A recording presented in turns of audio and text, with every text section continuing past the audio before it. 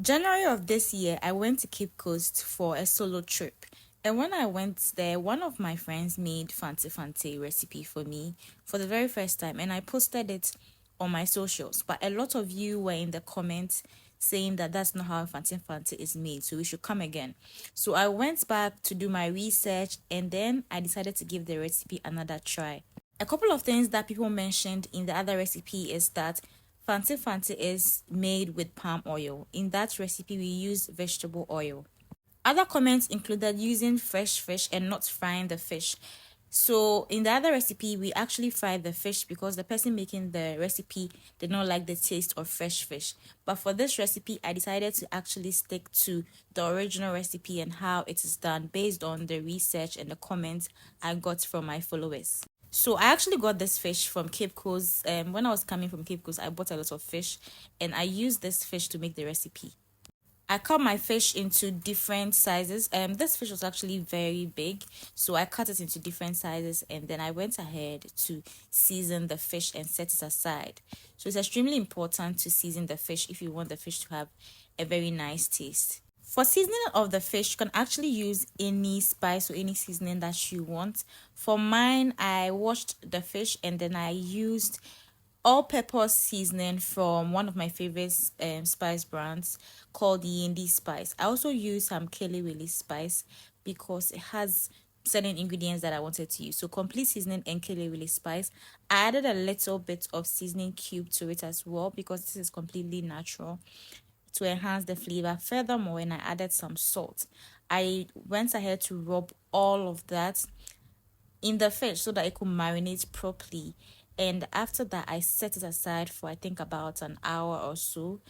And then before using, ideally, if you do this overnight, trust me, the flavor is just amazing. Fante Fante is basically tomato stew made with fresh fish. So for the vegetables, I use some onions, tomatoes, pepper, ginger and garlic. And the key is to use fresh ingredients because of the nature of the stew. So I went ahead to blend this, and then in my pan, I put my pan on fire, added some palm oil as directed by my fancies in my comment section when I used vegetable oil. So I added some palm oil into my pan, and then I went ahead to let that heat up for a bit. One of the things that I have learned as a food blogger is to take criticisms in good faith, especially when it's coming from people that are native to the food you're making. We all don't know everything, so we are always open to criticisms when it's given in the right direction and it's not in a rude way. So I added some chopped onions and then my fish powder and then shrimp powder. So this has a way of adding a very unique taste to the stew.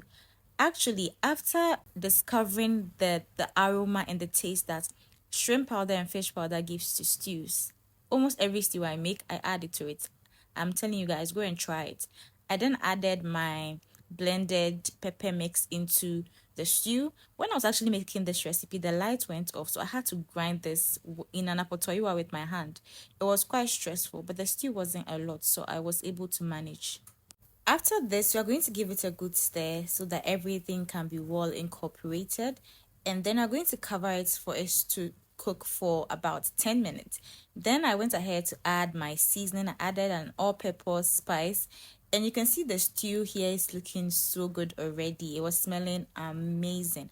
And I actually understand why you guys told me that the first one was not fancy because the taste and everything about this and the other one is very, very different. So now I added in my fish, the fish that I have allowed to marinate in the fridge for about an hour. And our stew is almost done, right? Our stew is almost done. I'm just going to adjust your salt and then just ensure that the fish is well cooked and you like the taste of everything, the spice and everything. You can adjust it as you go. But we're basically done. And Fante Fante can be served with a variety of meals. You can have it with rice, you can have it with yams, you can have it with bangkun. It's a versatile stew that you can use to eat everything. So in this video, I paired it with Fante Kenke because Fante Kenke and Fante Fante, it goes well together. I hope you enjoyed this recipe. Don't forget to subscribe and turn on post notifications as there are so many amazing recipes and content coming in the next weeks. See you in the next video. Bye.